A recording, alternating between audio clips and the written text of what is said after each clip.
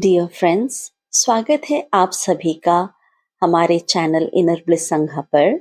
मैं आप सभी को दिल से धन्यवाद कहना चाहती हूँ फॉर सब्सक्राइबिंग माय चैनल, धन्यवाद for liking my videos and धन्यवाद मुझे सुनने के लिए। नए साल 2024 की आप सभी को ढेर सारी शुभकामनाएं। इस नए साल पर क्यों ना हम शुरुआत करें श्रीमद् भागवत गीता से प्रेरित होकर। गीता के कुल 18 अध्याय हैं और हर एक अध्याय आपको आपके जीवन को और बेहतर बनाने के लिए प्रेरित करता है। इस वीडियो को पूरा सुने, न जाने गीता की कौन सी लाइन आपके अंतर्मन को छू जाए और कोई चमत्कार हो जाए। कुछ भी हो सकता है। कहते हैं कि गीता में आपके मन में उठने वाले सारे सवालों के जवाब है। आपकी हर एक समस्या का हल छुपा हुआ है। तो चलिए शुरू करते हैं श्रीमद् भागवत गीता का 10वें अध्याय का महात्म्य। भगवान शिव कहते हैं, सुंदरी, अब तुम 10वें अध्याय के महात्म्य की परम पावन कथा सुनो, जो स्वर्ग रूपी दुर्ग में जाने के लिए सुंदर सोपान और प्रभाव की चरम सीमा है। काशीपुरी में धीर बुद्धि नाम से विख्यात एक ब्राह्मण था, जो मुझ में प्रिय नंदी के समान भक्ति रखता था। वह पावन कीर्ति के अर्जन में तत्पर रहने वाला, शांत चित्त और हिंसा, कठोरता एवं दुस्साहस से दूर रहने वाला था। जितेंद्रिय होने के कारण वह निवृत्ति मार्ग से ही स्थित रहता था। उसने वेद रूपी समुद्र का पार पा लिया था। वह संपूर्ण शास्त्रों के तात्पर्य का ज्ञाता था। उसका चित्त सदा मेरे ध्यान में संलग्न रहता था। वह मन को अंतरात्मा में लगाकर सदा अमर तत्व का साक्षात्कार किया करता था। अतः जब वह चलने लगता, तब मैं प्रेमवश उसके पीछे दौड़ दौड़ कर उसे हाथ का सहारा देता रहता था।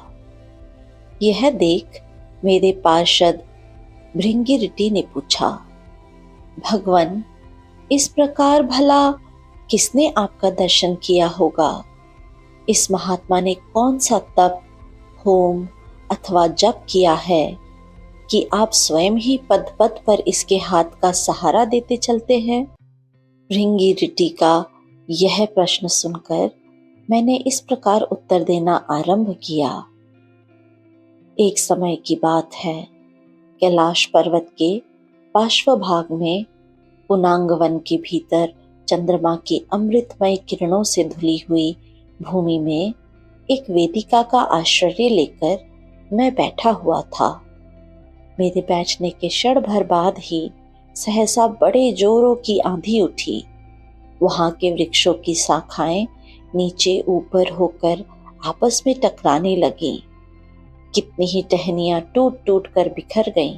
पर्वत की अविचल छाया भी हिलने लगी। इसके बाद वहां महान भयंकर शब्द हुआ, जिससे पर्वत की कंदराएं प्रतिध्वनित हो उठी। तदनंतर आकाश से कोई विशाल पक्षी उतरा, जिसकी कांति काले मेघ के समान थी। वह कंजल की राशि, अंधकार के समूह अथवा पंख कटे हुए काले पर्वत सा जान पड़ता था। पैरों से पृथ्वी का सहारा लेकर उस पक्षी ने मुझे प्रणाम किया और एक सुंदर नवीन कमल मेरे चरणों में रखकर स्पष्ट वाणी में स्तुति करनी आरंभ की। पक्षी बोला, देव, आपकी जय हो। आप चिदानंदमयी सुधा के सागर तथा जगत के पालक हैं। सदा सद्भावना से युक्त एवं अनासक्ति की लहरों से उल्सित हैं। आपके वैभव का कहीं अंत नहीं है। आपकी जय हो। अद्वैत वासना से परिपूर्ण बुद्धि के द्वारा आप त्रिविध मलों से रहित हैं। आप जितेंद्रिय भक्तों के अधीन रहते हैं तथा ध्यान में आपके स्वरूप का साक्षात्कार होता है। आप अविद्यामय उपाधि से रहित, नित्य मुक्त, निराकार, निरामय, असीम, अहंकार शून्य, आवरण रहित और निर्गुण हैं। आपके चरण कमल शरणागत भक्तों की रक्षा करने में प्रवीण हैं। आपके भयंकर ललाट रूपी महासर्प की विष ज्वाला से आपने कामदेव को भस्म किया है। आपकी जय हो। आप प्रत्यक्ष आदि प्रमाणों से दूर होते हुए भी प्रमाणन्य स्वरूप हैं। आपको बार बार नमस्कार है। चैतन्य के स्वामी तथा त्रिभुवन रूपधारी आपको प्रणाम है।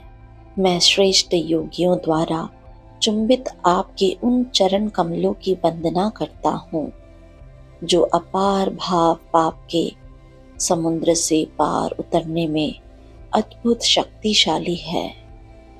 महादेव साक्षात बृहस्पति भी आपकी स्तुति करने की धृष्टता नहीं कर सकते। सहस्र मुखों वाले नागराज शेष में भी इतनी चातुरी नहीं है कि वे आपके गुणों का वर्णन कर सके। फिर मेरे जैसे छोटी बुद्धि वाले पक्षी की तो विसात ही क्या है।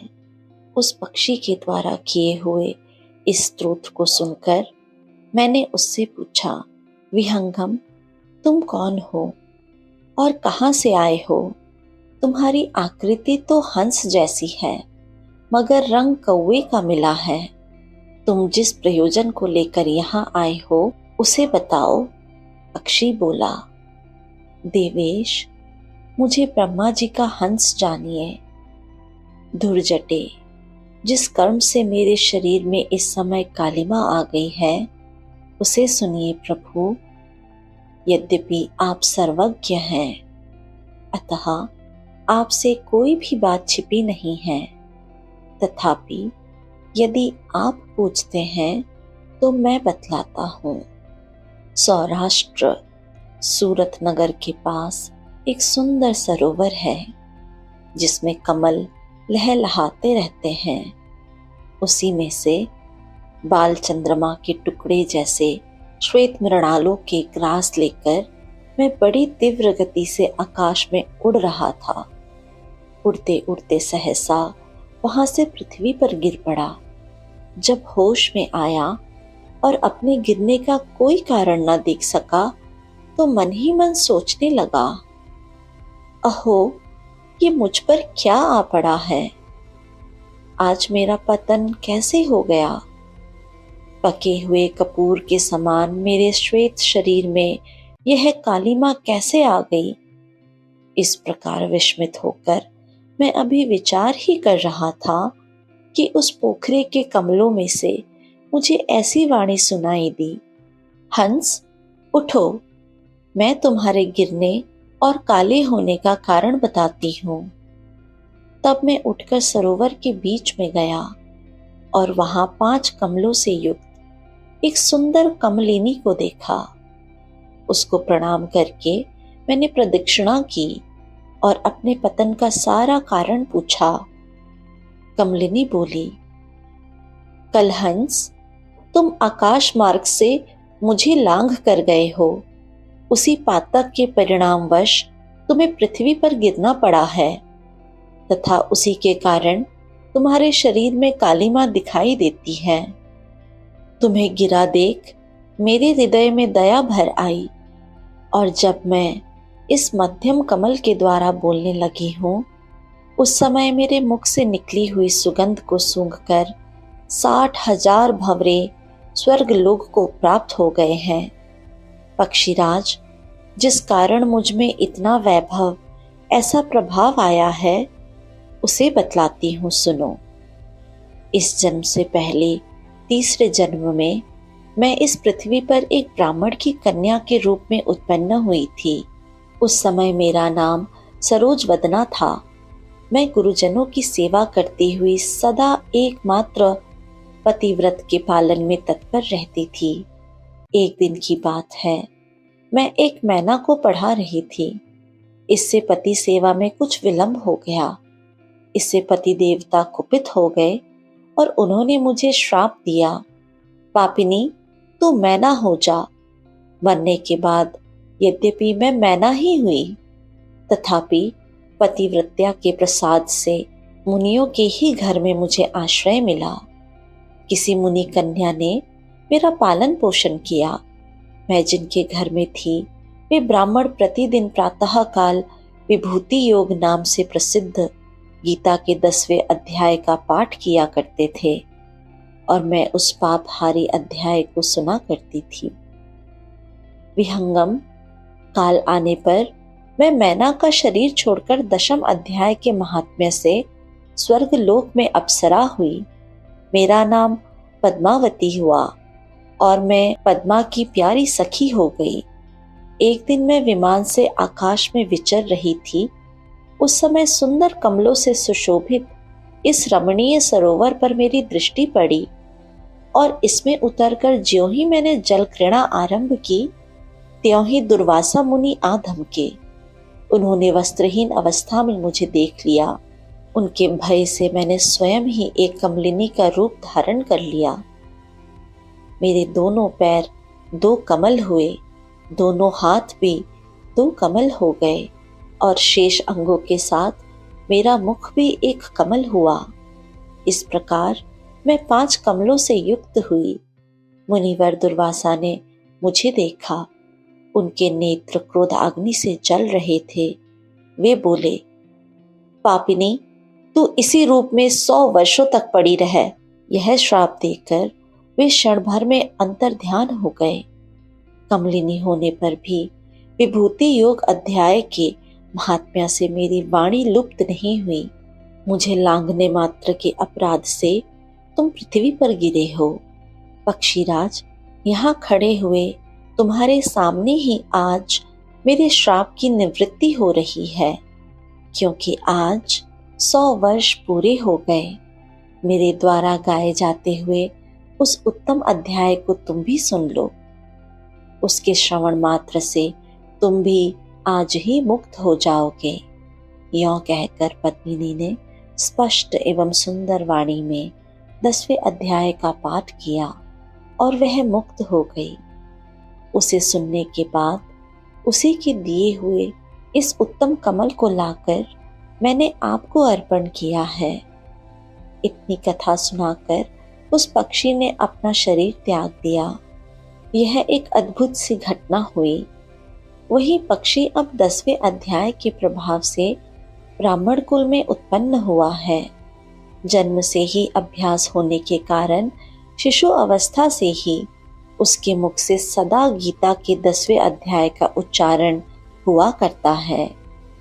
10वें अध्याय के अर्थ चिंतन का यह परिणाम हुआ है कि यह सब भूतों में स्थित शंख चक्रधारी भगवान विष्णु का सदा ही दर्शन करता रहता है।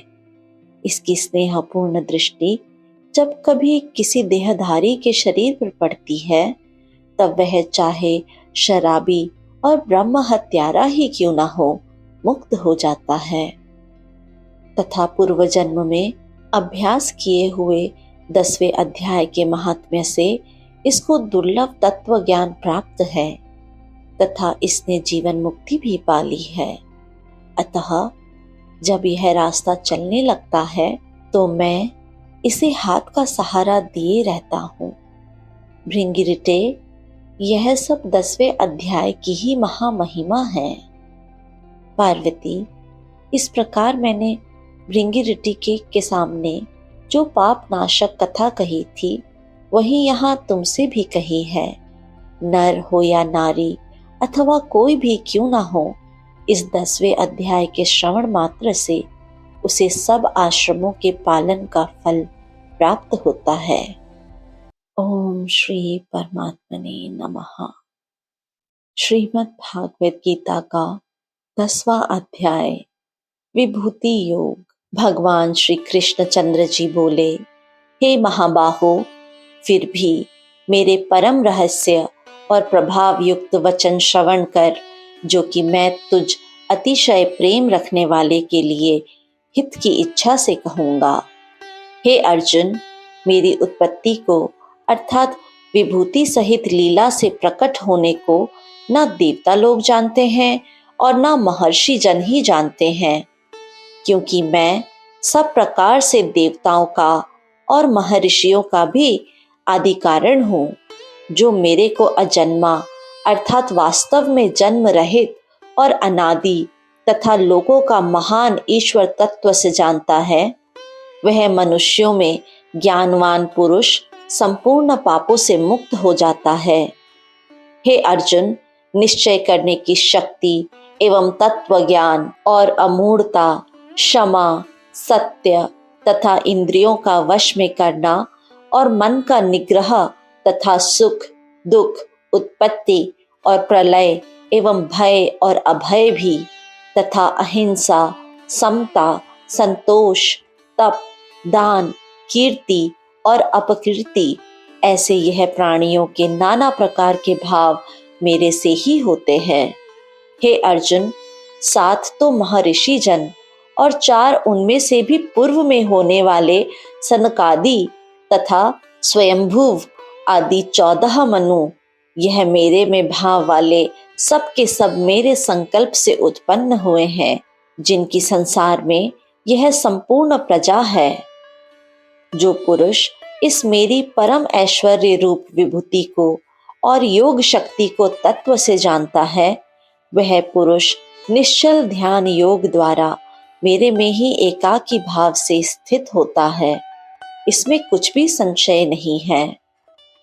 मैं वासुदेव ही संपूर्ण जगत की उत्पत्ति का कारण हूँ और मेरे से ही सब जगत चेष्टा करता है।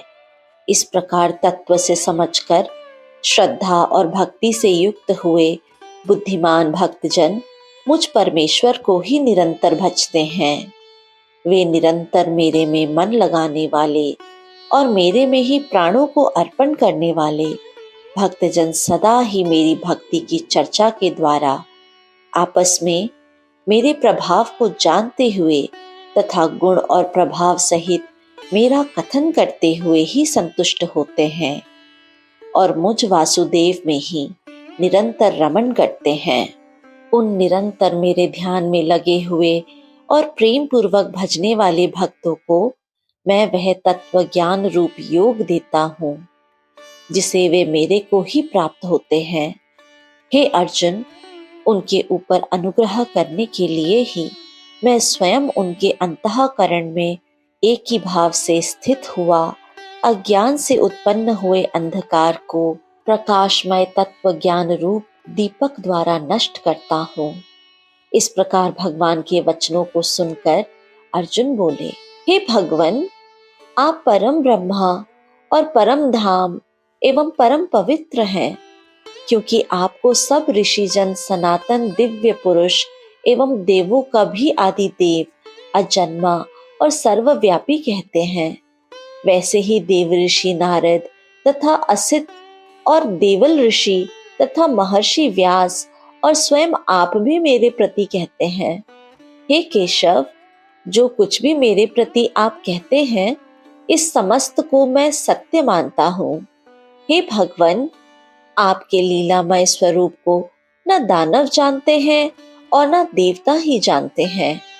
हे भूतों को उत्पन्न करने वाले, हे भूतों के ईश्वर, हे देवों के देव, हे जगत के स्वामी, हे पुरुषोत्तम, आप स्वयं ही अपने से आपको जन्मते हैं। आप स्वयं ही अपने से आपको जानते हैं। इसीलिए हे भगवन, आप ही उन अपनी दिव्य विभूतियों को संपूर्णता से कहने के लिए योग्य हैं, जिन विभूतियों के द्वारा इन सब लोकों को व्याप्त करके स्थित हैं। हे योगेश्वर, मैं किस प्रकार निरंतर चिंतन करता हुआ आपको जानूं, और हे भगवन, आप किन किन भावों में मेरे द्वारा चिंतन करने योग्य हैं। हे जनार्दन, अपनी योग शक्ति को और परम ऐश्वर्य विभूति को फिर भी विस्तार पूर्वक कहिए, क्योंकि आपके अमृतमय वचनों को सुनते हुए मेरी तृप्ति नहीं होती, अर्थात सुनने की उत्कंठा बनी रहती है। इस प्रकार अर्जुन के पूछने पर श्री भगवान कृष्ण बोले, हे कुरुश्रेष्ठ, अब मैं तेरे लिए अपनी दिव्य विभूतियों को प्रधानता से कहूंगा, क्योंकि मेरे विस्तार का अंत नहीं है। हे अर्जुन, मैं सब भूतों के हृदय में स्थित सबका आत्मा हूँ तथा संपूर्ण भूतों का आदि, मध्य और अंत भी मैं ही हूँ। हे अर्जुन, मैं अदिति के 12 पुत्रों में विष्णु अर्थात वामन अवतार और ज्योतियों में किरणों वाला सूर्य हूँ, तथा मैं 49 वायु देवताओं में मिरिच नामक वायु देवता और नक्षत्रों में नक्षत्रों का अधिपति चंद्रमा हूँ। मैं वेदों में सामवेद हूँ, देवों में इंद्र हूँ और इंद्रियों में मन हूँ। भूत प्राणियों में चेतना अर्थात ज्ञान शक्ति हूँ। मैं 11 रुद्रों में शंकर हूँ और यक्ष तथा राक्षसों में धन का स्वामी कुबेर हूँ। और मैं 8 वसुओं में अग्नि हूँ तथा शिखर वाले पर्वतों में सुमेरु पर्वत हूँ। पुरोहितों में मुख्य अर्थात देवताओं का पुरोहित बृहस्पति मेरे को जान, तथा हे पार्थ, मैं सेनापतियों में स्वामी कार्तिक और जलाशयों में समुद्र हूँ। हे अर्जुन, मैं महर्षियों में भृगु और वचनों में एक अक्षर अर्थात ओंकार हूँ, तथा सब प्रकार के यज्ञों में जप यज्ञ और स्थिर रहने वालों में हिमालय पहाड़ हूँ। सब वृक्षों में पीपल का वृक्ष और देव ऋषियों में नारद मुनि तथा गंधर्वों में चित्ररथ और सिद्धों में कपिल मुनि हूँ। हे अर्जुन, तू घोड़ों में अमृत से उत्पन्न होने वाला उच्च श्रवा नामक घोड़ा और हाथियों में एरावत नामक हाथी तथा मनुष्यों में राजा मेरे को ही जान। हे अर्जुन, मैं शास्त्रों में वज्र और गौओं में कामधेनु हूँ और शास्त्रोक्त रीति से संतान की उत्पत्ति का हेतु कामदेव हूँ। सर्पों में सर्पराज वासुकी हूँ। मैं नागों में शेष नाग और जलचरों में उनका अधिपति वरुण देवता हूँ और पितरों में आर्यमा नामक पितरेश्वर तथा शासन करने वालों में यमराज हूँ। हे अर्जुन, मैं दैत्यों में प्रहलाद और गिनती करने वालों में समय हूँ तथा पशुओं में मृगराज सिंह और पक्षियों में गरुण मैं ही हूँ। मैं पवित्र करने वाले वायु और शस्त्रधारियों में राम हूँ तथा मछलियों में मगरमच्छ हूँ और नदियों में श्री भगीरथी गंगा हूँ। हे अर्जुन, सृष्टियों का आदि, अंत और मध्य भी मैं ही हूँ तथा मैं विद्याओं में अध्यात्म विद्या अर्थात ब्रह्म विद्या एवं परस्पर में विवाद करने वालों में तत्व निर्णय के लिए किया जाने वाला वाद हूँ। मैं अक्षरों में आकार और समासों में द्वंद्व नामक समास हूँ तथा अक्षय काल अर्थात काल का भी महाकाल और विराट स्वरूप सबका धारण पोषण करने वाला भी मैं ही हूँ। हे अर्जुन, मैं सबका नाश करने वाला मृत्यु और आगे होने वालों की उत्पत्ति का कारण हूँ तथा स्त्रियों में कीर्ति, श्री, वाक, स्मृति, मेधा, धृति और क्षमा हूँ तथा मैं गायन करने योग्य श्रुतियों में बृहत साम और छंदों में गायत्री छंद तथा महीने में मार्गशीर्ष का महीना और ऋतुओं में वसंत ऋतु मैं ही हूँ। हे अर्जुन, मैं छल करने वालों में जुआ और प्रभावशाली पुरुषों का प्रभाव हूँ तथा मैं जीतने वालों की विजय हूँ और निश्चय करने वालों का निश्चय एवं सात्विक पुरुषों का सात्विक भाव हूँ। वृष्णवंशियों में वासुदेव अर्थात मैं स्वयं तुम्हारा सखा और पांडवों में धनंजय अर्थात तू एवं मुनियों में वेद व्यास और कवियों में शुक्राचार्य कवि भी मैं ही हूँ और दमन करने वालों का दंड अर्थात दमन करने की शक्ति हूँ। जीतने की इच्छा वालों की नीति हूँ और गोपनीयों में अर्थात गुप्त रखने योग्य भावों में मौन हूँ तथा ज्ञानवानों का तत्व ज्ञान मैं ही हूँ। और हे अर्जुन, जो सब भूतों की उत्पत्ति का कारण है वह भी मैं ही हूँ, क्योंकि ऐसा वह चर और अचर कोई भी भूत नहीं है जो मेरे से रहित हो, इसीलिए सब कुछ मेरा ही स्वरूप है। हे परम तप, मेरी दिव्य विभूतियों का अंत नहीं है। यह तो मैंने अपनी विभूतियों का विस्तार तेरे लिए एक देश से अर्थात संक्षेप से कहा है। इसीलिए हे अर्जुन, जो भी विभुक्ति युक्त अर्थात ऐश्वर्य युक्त एवं कांति युक्त और शक्ति युक्त वस्तु है, उसको तू मेरे तेज के अंश से ही उत्पन्न हुआ जान। अथवा हे अर्जुन, इस बहुत जानने से तेरा क्या प्रयोजन है? मैं इस संपूर्ण जगत को अपनी योग माया के एक अंश मात्र से धारण करके स्थित हूँ। इसीलिए मेरे को ही तत्व से जानना चाहिए। विभूति योग श्रीमद् भागवत गीता का 10वां अध्याय संपूर्ण। इस ऑडियो वीडियो को सुनने के लिए आपका बहुत बहुत धन्यवाद। श्री हरि, श्री वासुदेव आप सभी की रक्षा करें और आपको मार्गदर्शन कराएं।